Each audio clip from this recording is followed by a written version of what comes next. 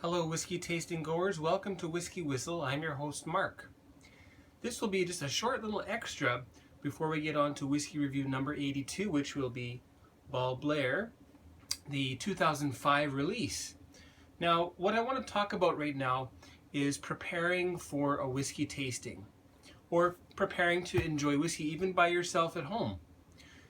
A number of things can inhibit the range of flavors that you may taste and smell, and so this is what I have discovered works really well for me, and I'd like to share that with you. Now, first of all, before I take any kind of tasting notes or prepare myself for a whiskey tasting if I'm going to go to one, this is the routine that I end up going through. First of all, I am going to brush my teeth no matter what time of day it is, whether I've already brushed my teeth 3 times or 4, although that's pretty unusual. I'm going to brush my teeth using a mild mint toothpaste.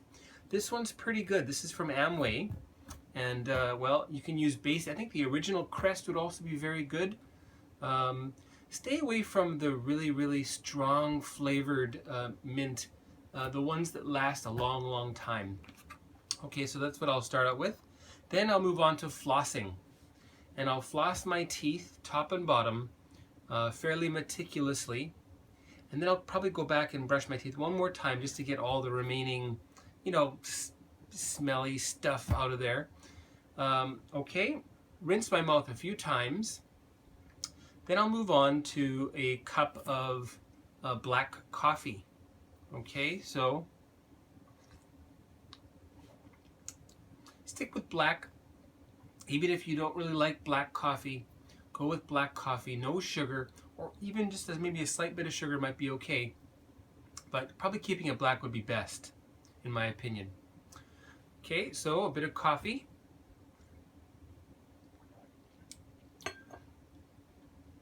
And then you might want to try a tiny amount of dark chocolate as well. I forgot to bring it over here. Anyway, a piece of dark chocolate, and then thoroughly rinse your mouth well with water. So drink lots of water, get yourself ready.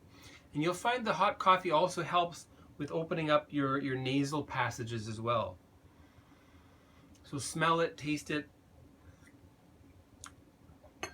get yourself ready, have a bit of water.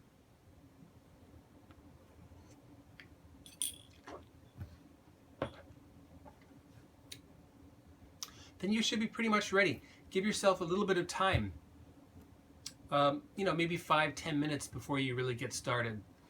Now, other things to note: avoid putting on any perfume or cologne.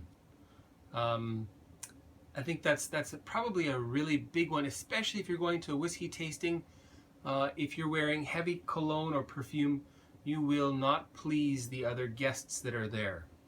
So take your cologne. This happens to be Tom Ford Vetiver. Put it away. Don't use it. Stay away from that. And use clothes that don't have any perfume that had been sprayed on it. Okay? So no perfume. Shampoo, body wash. Try to use the lighter scents and things that are a little bit more natural.